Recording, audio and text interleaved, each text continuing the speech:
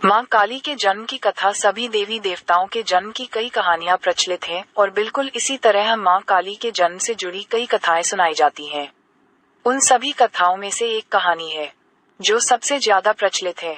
बात उन दिनों की है जब एक शक्तिशाली राक्षस दारुण का अत्याचार तीनों लोकों में बढ़ गया था। तीनों लोकों में सभी इससे बहुत परेशान थे। सारे देवता दारुण के हाथों मात खा चुके थे। दारुण को वरदान मिला था कि उसकी मृत्यु एक स्त्री के हाथों ही हो सकती है।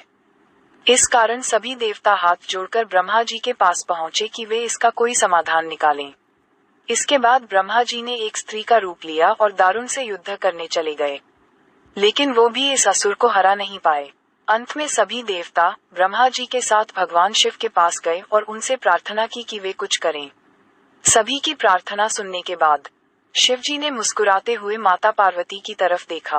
उनका इशारा समझते हुए माता पार्वती ने अपनी शक्ति का एक अंश निकाला। वह एक चमकता हुआ तेज था जो देखते ही देखते भगवान शिव के नीलकंठ से होते हुए उनके शरीर में प्रवेश कर गया।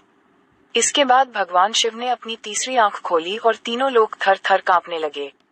भगवान शिव की तीसरी आंख खुलने के बाद वह शक्ति उनकी उस आंख से बाहर निकली, जिसे देखकर वहां खड़े सारे देवता घबरा गए।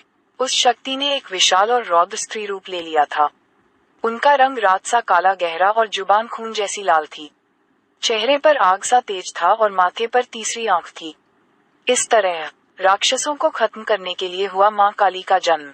इसके बाद उन्होंने कुछ ही देर में असुर दारुण और उसकी सेना का नाश कर दिया। उन सभी दानवों को खत्म करने के बाद भी माँ काली का गुस्सा शांत नहीं हो रहा था।